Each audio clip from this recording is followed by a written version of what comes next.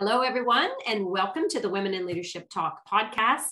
We are super excited to have you here today. Spring is in the air. Ryan and I were just talking about that. Finally, we're getting a little bit more warmth and a little bit more sunshine. So we're super excited. And we're even more excited to have Ryann Dowdy here with us today on Women in Leadership Talk podcast. So welcome, Ryann. Hi, Vicki. I'm excited to be here. Yay. We're super happy to have you. So let me just take a moment. I just want to share with our audience a little bit about your background, who you are, and then we're going to jump into this conversation because I know we have lots to talk about today. We're going to be talking about how do we rebel against the status quo, and we're going to be talking a little bit about boundaries. And I know our audience loves that one, especially because boundaries comes up in every conversation. So Ryann is the founder of Be in the Room.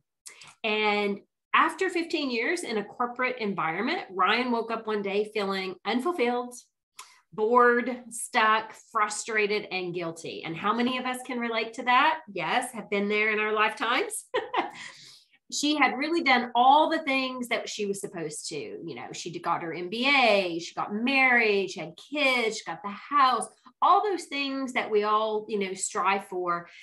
And then on top of that, she built two businesses in a very short period of time that were well over $1 million.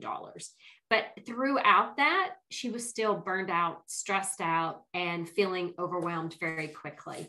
And so then she created Be in the Room. And Be in the Room is a safe space where you can come as you are.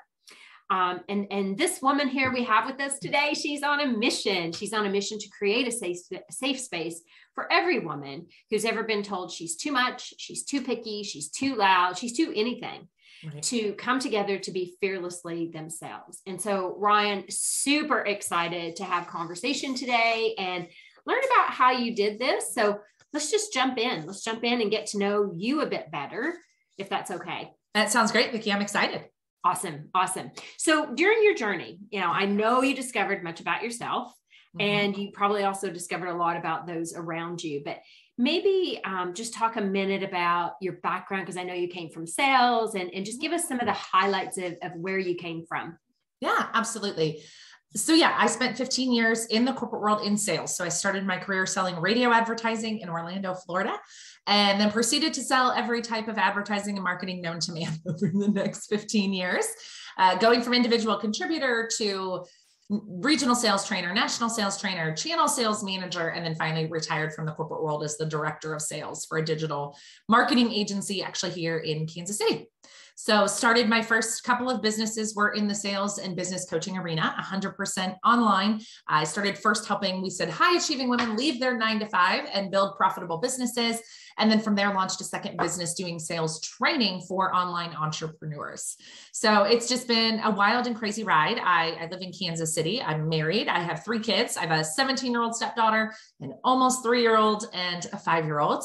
Oh, wow. It's just been a wild and crazy couple of years. I bet. Wow. So you've also taken on homeschooling, chauffeuring, all these other wonderful jobs that we all end up doing at some point in our lives, right? Right. Yeah. This is like, we're just getting into that season where the littles were like splitting, like one's playing soccer and then the other one had a birthday party and then one's playing soccer. And then there's like the Easter egg hunt in the neighborhood this weekend. So we're like, this is the first time in the past couple of weeks, we're like, okay, this is our future. See you later. And like, take your kid and go. I'll catch you at midnight. Right. Very nice. Yes, I can relate. I remember those days. And, right. and they just, as they get older, it becomes different challenges, right? Of course. Picking them to work or picking them up from work or to a party or whatever. That's the 17-year-old. Yeah, yes. She works. So we don't see her as much, but my husband and I both agreed that, her working and being responsible and earning her own money felt really important to us. So she spends a lot of time with her mom, more than we would like, but she works hard and she's got good grades and she's a good kid. But yeah, we do that. She's like, I gotta go, I gotta work, or hey, I'm gonna be late. She was prom dress shopping recently, which blows my mind. Oh, nice. Well, that's a fun time. Excellent. Yeah.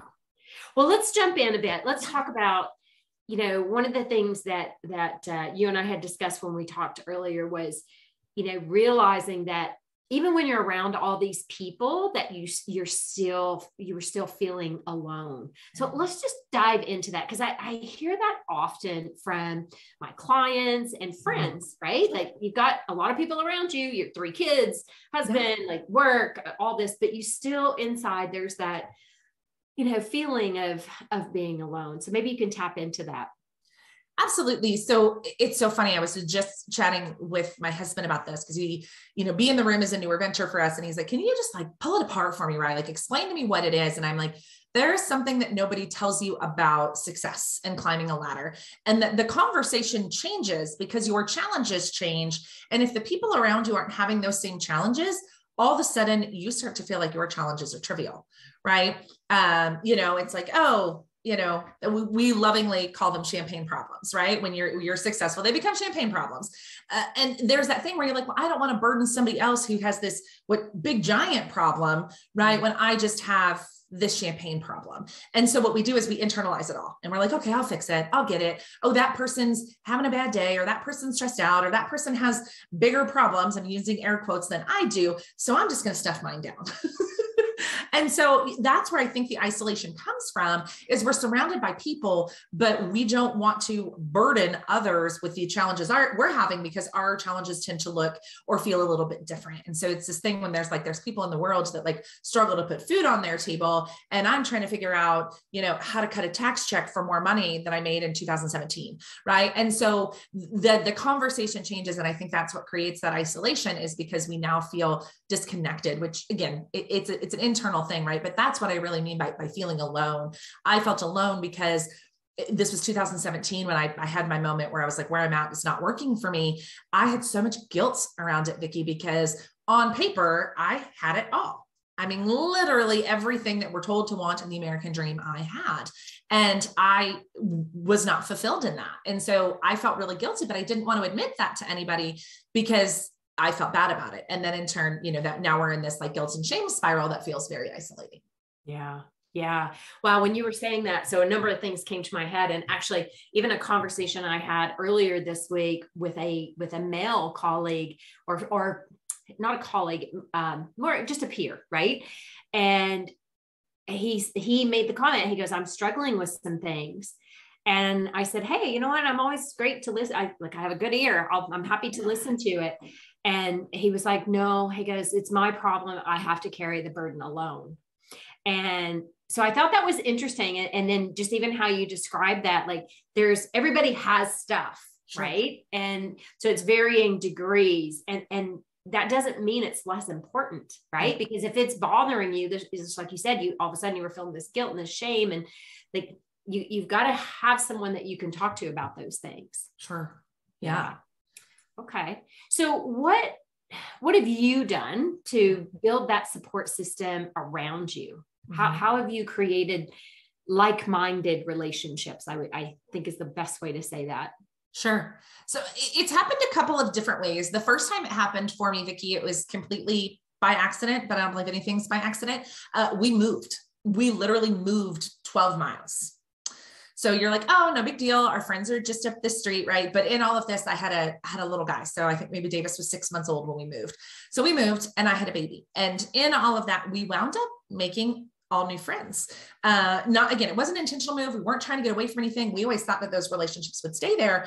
But like, it's one of those things, once you remove yourself from a situation, you realize how, I dare use the word toxic, those relationships were, right? Like we were all just, chasing our tails and perpetuating that. So the first one was totally accidental. And then that was like my light bulb moment of like, oh my goodness, these women are so excited for me when something good happens. Right. And I didn't even realize that in that old group of friends, like they didn't want to talk about my businesses. They didn't want to talk about, they just wanted to sit around and gossip and read celebrity news and watch sports. And there's nothing wrong with those things, but they didn't want to do more than that. Right. So that was kind of step one. And then from there, it was getting into business-minded circles, right? So then it was joining coaching programs, masterminds, and those types of things are kind of how I went from there. So first it was the unintentional when I realized, oh, wow, these people are supportive. This is cool.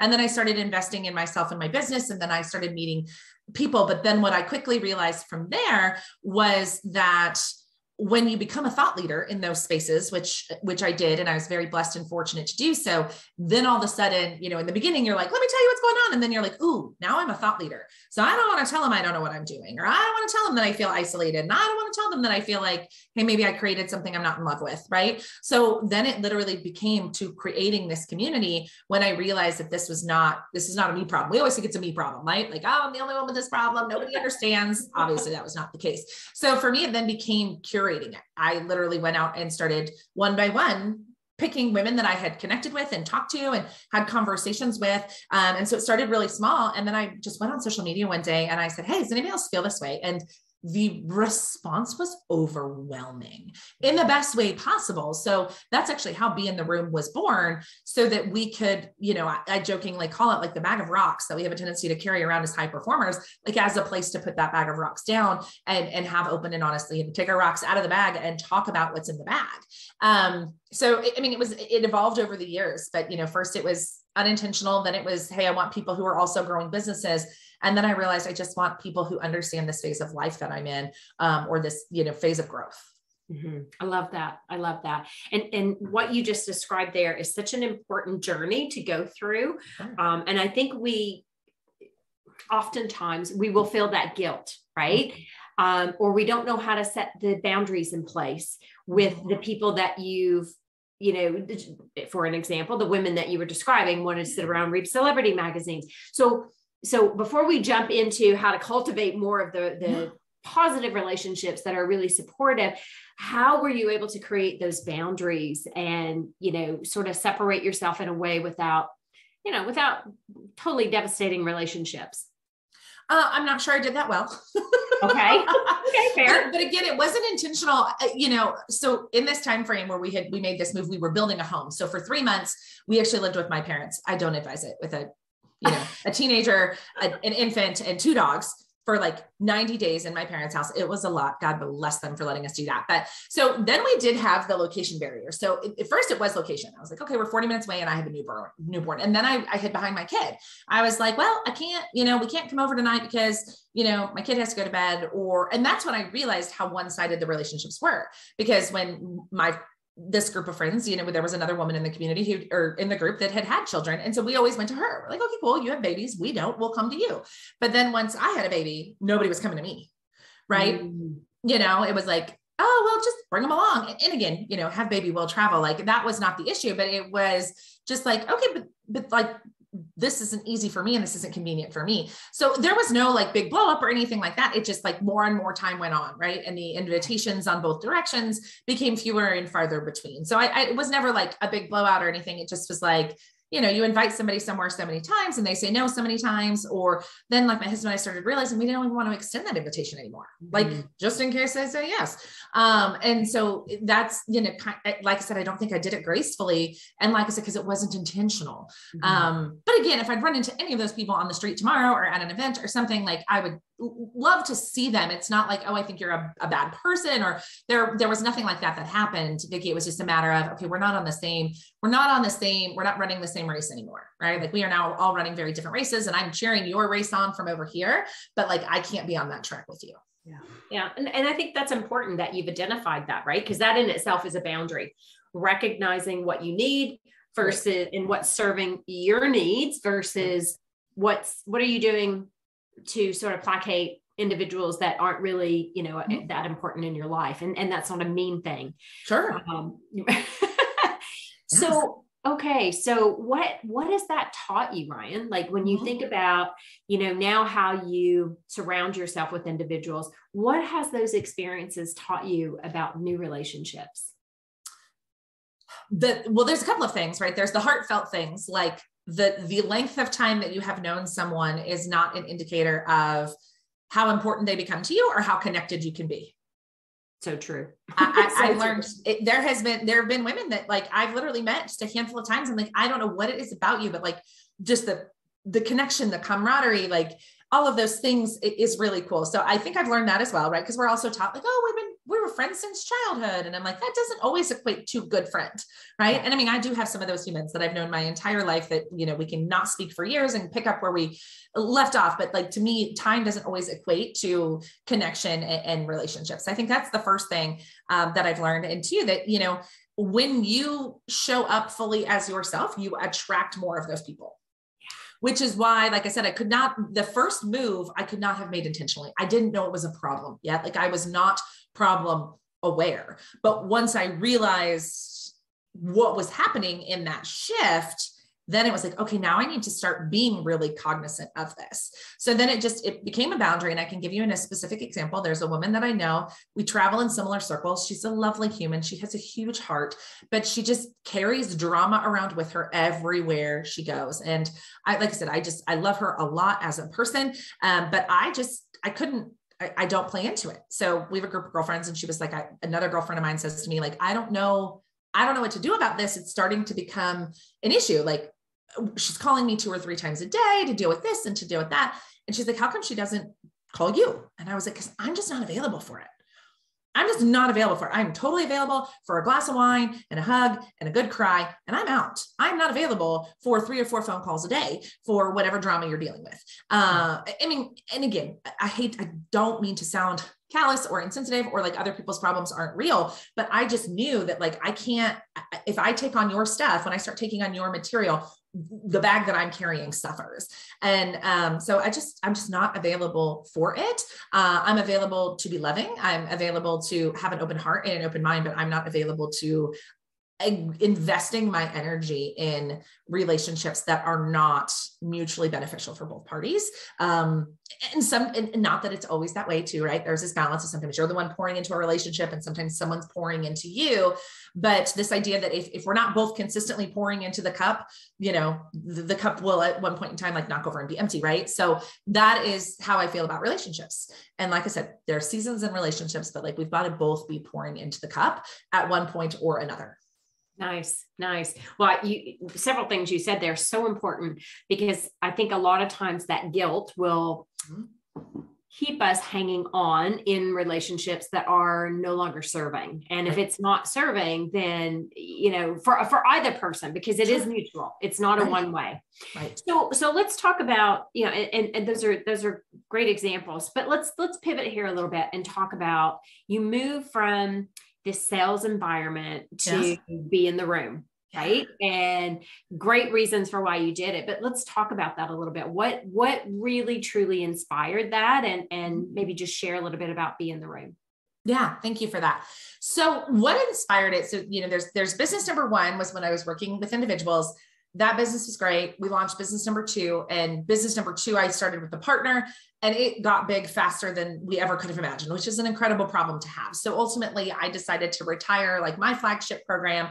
We still had like 10 months worth of service delivery to do for contracts, but we were just not going to enroll any more people in that program. And so then I take over as full-time CEO of the second business. And again, we continue to grow, but what happened, Vicki, is I kept like bumping up against a ceiling, right? Like, we weren't growing as fast as we thought, like things were happening.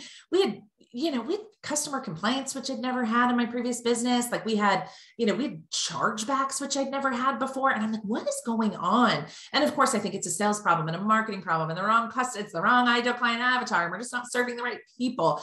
And of course, you know, you can only get hit in the head so many times. So you're like, oh, it's me. Like, I am not in alignment with this thing for several different reasons. And so, you know, I sat on it for a little while. Let's be honest. I was like, oh my God, what am I going to do? I just blew up this business to start this business, and this business is growing faster than I can keep up with. And I've got this team of 6, and like it was not pretty for a little while. I want to be very clear around that. It was not just this like graceful thing that I did. It was not it. And so then I was like, well, what are my options? And I realized that I just had to go to my business partner and say, I'm sorry, what we had envisioned here is not actually my heart. And I don't think it's fair to you to continue to go down this path if this is not where I want to be 5 years, 10 years, 15 years from now. And I was not prepared for the like, okay, well, let's just shut it down. And I was like, oh, wait, like that wasn't necessarily what I meant, right? Like, I was cool to, we've got a business, we've got service delivery, we've got staff. Like, the answer to me was not shut the business down. It was, do you want to take it over? How do we transition it? Like, how can we do these things? So that was not what I was expecting in that. So, then it was like, okay, well, what do I really want to do? Like where I like to ask myself the question. I think this is a Gay Hendricks question from the book, The Big Leap, if I'm not mistaken, where it's like, what could you do all day that does not suck your energy? Right? Like that you love. And I'm like, I just love talking to smart women and connecting smart women and being like, oh, you need to meet that person and you need to go here. And like, just throwing out ideas and just like spitballing all of the time. And hey, have you looked at it this way? Have you thought of it this way? Oh, you should read this book. Like, I just found myself, some of my favorite things about what I created previously in my businesses was watching the women who were in our programs do business together and build relationships together and become friends. And, you know, at first I went through all of the drama of like, do people make money doing that? Is that a thing? Natural question. Yeah. Cause I'm like, that just sounds too easy. And someone was like, yeah, look around at like all of the different organizations that exist, that are all about community. And, you know, there's everything from nonprofit to for-profit to, you know, teeny tiny memberships that cost $7 a month to, you know, your annual country club membership that costs, you know, $60,000 a year if you live in like New England or something crazy like that. So I was like, okay, it exists. People pay for this. And then, you know, I went back to all of those conversations and those relationships that I'd had, but it really came down to like, just really feeling out of alignment and getting all of this resistance in my business that I thought was coming from circumstance, but really it was coming, like, it was God being like, you're doing it wrong. Wake up, Ryann. And he had to yell really loud and kind of a lot, for me to get it. Well, I relate to that. I do. Cause I went through something similar, only physically it hit me because I wasn't paying attention. It was like, Vicki, wake up. Yeah. And the signs are usually there if you can just take a step back and, you know, open yourself to the awareness of why is this not working? It's like trying to stuff a square peg into a round hole, right? And we do that so often. And so good on you for stepping back and taking a deep dive into what works and how can you turn this into a business that can benefit many? Right. Yeah, that's so important. So let's talk about rebelling against the status quo, because I know you've done that. Just so a few times. Maybe share that. And also, why do you feel women, especially, why do we need to rebel against the status quo? Yeah. So there's a couple of reasons. Like, obviously, you know, in my story, you hear all the times that I rebelled, but like all of those times have been in the past 5 years. I just want to be clear. Like, I did not grow up a rebel. So I grew up a rebel. I turned into one in my mid 30s. Awesome. Love it. Better late than never. Amen. So, you know, for me, it was realizing that like the American dream that was like, these are the things that we do, and this is what should make you happy, that formula didn't work for me. And then of course, you know, it's the awakening. It's like the idea of, you know, once you start researching a new car, you see the car everywhere, right? Like once you realize that like, oh, this isn't working for me, then there's people everywhere that it's not working for. Right. And so then, you know, it was that moment for me where I realized that was not, you know, the case at all. And, for a lot of people. So for me, it was like, there are so many women out here who are doing things not traditional. And it's not always starting a business. I want to be clear, like, you know, walking away from my corporate career and starting a business is just one chapter in the story. There's a lot of different ways. Like I have several girlfriends who are the breadwinners in their family and their spouses stay home, or at least they're the primary parent. Like that's the case in our house, but other women who work in corporate careers who, you know, that's the way that looks. Or, you know, rebelling against the status quo in, you know, I have one woman in particular who is choosing to not climb the ladder. Like she's been offered a promotion like 3 times and she said no every time, not because she doesn't enjoy her job, but because her kids are, you know, I think 8 and 5. And she's like, now is not the time for me to take this next step up the ladder. I will, but not right now. And so for me, those are the types of rebellion. Or I'm in a career that I really don't like at all. So I'm going to take a sharp left turn and go do something different. So I just want to be clear that to me, rebelling against the status quo isn't just like leaving corporate and starting a business. It's realizing that following the path that you may be on that you might not have consciously chose yourself and being willing to do something different. To me, that's the rebellion against the status quo. And I think that it is so hard for us as women because, and I honestly think, and this is this is my big picture vision for Be in the Room, Vicki, is it actually starts at a very, very, very young age. Mm-hmm. Right? Like this goes back to adolescence. Like I very specifically remember the first time that I was told that like I was a little bit too much and boys did not like that. Right? Like I was in like middle school. And so, it was just a tiny bend, right? But then if we just keep bending and putting ourselves in these boxes, right? Like, this is the way it goes. We've got to be good girls, right? We've got to, my mom jokingly, and I like to pick on my mom, but she's obviously an amazing woman and she did what she could with what she had. But, her whole thing was act like a lady. Like when we left the house, act like a lady. And she still jokingly does that to my sister and I, which is funny. But you know what I'm saying? Like, that's what we're told. Like, don't act like yourself, act like a lady. Like literally what I was told in middle school or in high school when I left the house. And I knew what she meant, but what did my subconscious brain hear that as? Right? 100%. Yes. And again, not her intention, but how I heard it. So I think that is what happens for so many of us. Right. And we're just told that like college is the next step, period, end of story. And it's funny, even my husband teases me a little bit about this because so my stepdaughter's 17, she's a junior in high school. And when she was young, 10, 11, 12, I was like, she's going to college, period, end of story. Like you need to start thinking about that for her. And now I'm in like a totally different place where I'm like, no, not until she's clear and where she wants to go, because it makes no sense to go spend $100,000 to get a liberal arts degree. Like that's just, we're not going to do that right now. So even little things like that, but we're told go to college. Don't know what you want to do. Doesn't matter. Go to college, right? Like not sure that college is for me. Doesn't matter. Go to college, right? Like those are the types of things that I'm talking about that we're just told to do them, that so many of us, at least me, the rule follower that I was, it never occurred to me to be like, do I want to go to college? Do I need to I want to do? Yeah. Right. Like it was just told that that's what I do. And so I did it. So, and I think just as women that it starts so young and then we continue to do it and men do it as well. But then again, then we're told that, gotta get married and gotta have kids. We got to do it this way and that way. And just our whole life is spent putting other people before us. And I mean, some of it goes back to like literally being biblical, right? And some of it goes back to just what we saw modeled. We just had this conversation in Be in the Room the other day.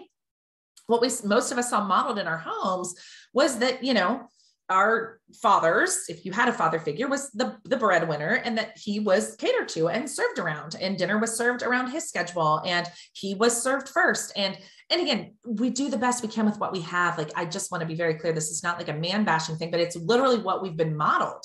Yeah. And so we're just doing what we've been modeled. And when we don't want to do what has been modeled, then we're like weird. Yeah. Yeah. Well, yeah, you're the outcast. You're the, why are you making trouble or, different labels that are provided to us. So another very specific example. So literally since my husband and I met and, we met, I was 29 when we met. So I was older, and, he'd obviously been married previously. And it was always decided from the beginning that if we had a family, like he would be the primary parent. I was traveling at the time, I made infinitely more money and all the other things. So that was always going to be our blueprint. And, in 2020, that wound up coming to fruition. COVID forced our hand, but we were already on that road where my husband was a stay-at-home dad. Now the kids go to preschool and all the stuff, but he's still home full time. But to this day, day before, the pediatrician called me to confirm a doctor's appointment. I have not walked into that pediatrician's office in probably 2 years. They never talk to me. They never see me. Like my kids, thank God, are very healthy. So it's always just well checks. And I'm like, I don't need me for a well check. Like if I had a sick kid, obviously I'd go to the doctor, but I haven't had to. So anyway, like even that little thing where it's like, you haven't seen me in years and I'm still the phone number that you call. It used to happen at daycare when our kids were in daycare and Kevin and I were both working. They would call me. I'm like, I don't know how to make it more clear on the paperwork. Call him. He's the one leaving work to come pick up the kids, not me. Yeah. But like that, even small stuff like that, like they knew it to be true. And on default, picked up the phone and called me every time. That's a great example. That's a really great example, actually. And it is the subtleties. It's not anybody being malicious or intentional. No. It's programming. Right. And it is the subtleties. I remember when my daughter was in kindergarten and I went and spent the day, and I was like you, busy woman, I was president of the Bombay Furniture Company, traveling all the time. And I decided, yes, I'm going to go and I'm going to spend a day in the kindergarten class.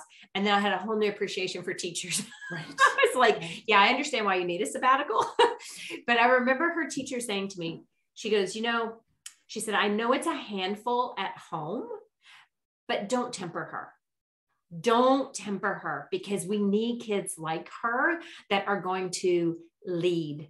And that always struck me, right? Because it was like, you're right. And so people would make comments even about my parenting. They would be like, oh, you need to get that kid under control and da, da, da, da. And I'm like, well, you know what? I just keep remembering what her kindergarten teacher said. And it's so important, because she would rebel and still does on certain things, but has turned into a fine young woman. Right. And she's very true to herself and her heart. And she will say to me, I don't understand why, like, I can't have a day to just relax. Like, I need a day to relax. Right. And I think some of us, like, we push and push and push. Right. Of course. Anyway, I love the example that you shared though. That was great. Any other examples you can think of where rebelling against the status quo is even in small ways? Like, maybe share with our audience, what they can walk away with today to go out and be a rebel. Sure.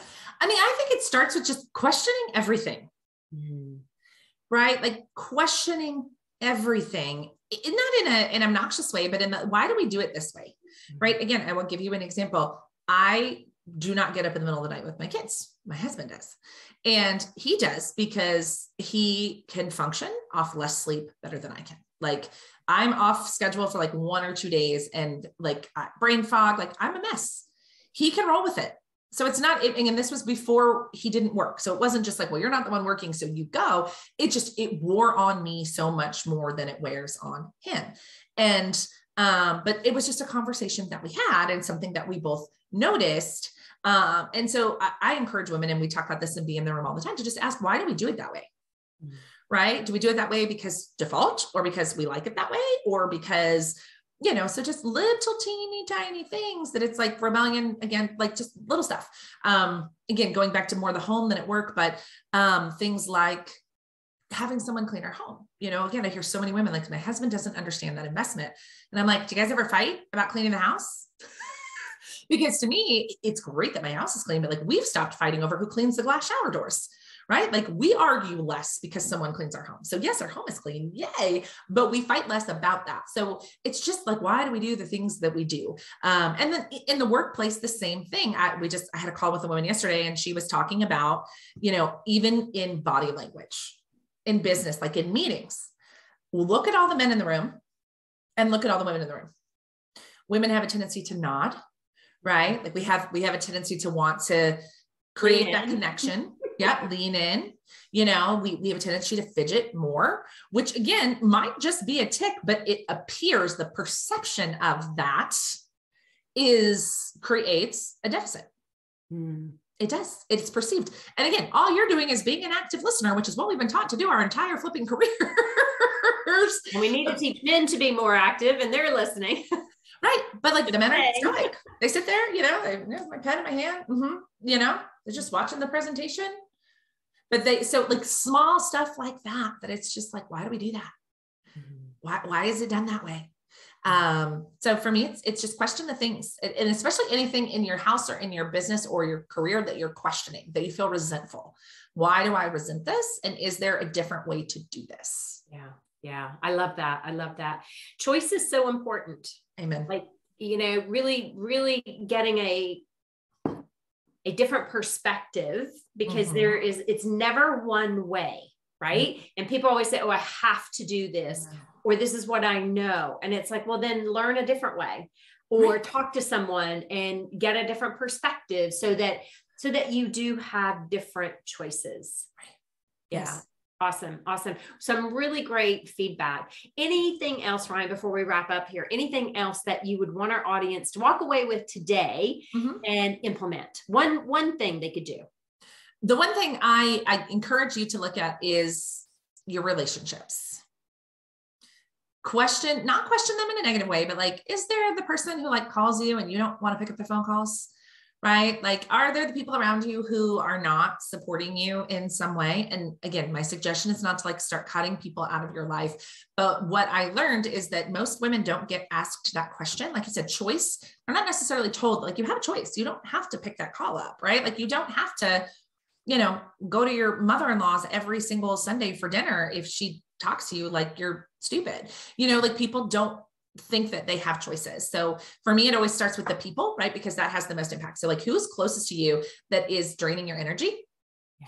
And how can you either set a boundary or change a circumstance so that you don't have those power leaks? Because that is typically, if I ask women, like, who are you spending your time with? It's either nobody, right? It's just me and the kids all the time, or it's all of these different things, relationships, people that are sucking the energy out of you because of lack of boundaries. So if we start with that, you'll start to see small, subtle shifts and getting some of your energy back and feeling more unaligned, with different things, or having different conversations with your friends, with your family, or even with your spouse about the way things are. Love that. Love that. That's great. Great suggestion, and easy enough to do, right? Like just being aware of, your choice, to your point of picking up the phone or not, or looking at your email, or looking at, whatever. You have a choice in whether you do that. So those are great tips. So Ryann, I want to thank you. Thank you so much for joining us today. Great conversation, some really great nuggets. I love how you brought up, just the awareness of, are you feeling guilty, or, is it draining your energy? Do you feel like when that person calls, it's sucking the life out of you? These are all red flags and subtleties to help you start to make changes in your life. So good for you. And I think the other really important one is when you start to surround yourself with people that are uplifting and supportive, you attract more of that. So trust that and find yourself that community. There's lots of communities, and this is why Ryann and I met actually, was, be in the room. And then I have the Women in Leadership Empowered. These are great communities for women to participate in, to really help you, create that awareness, but also create such a great support system around yourself. Awesome. So we want to thank you. Thank you so much for joining us. Awesome. And I want to thank our audience. Thank you so much for being here today. We know that you have a choice as to what podcast you listen to.